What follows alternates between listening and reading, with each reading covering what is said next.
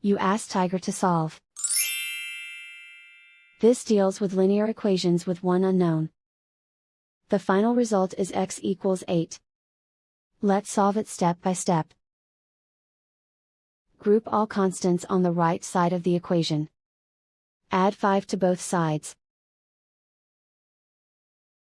Simplify the arithmetic.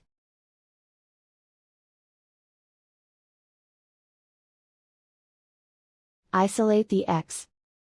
Divide both sides by 3. Simplify the fraction. Find the greatest common factor of the numerator and denominator. Factor out and cancel the greatest common factor. And so the final result is x equals 8.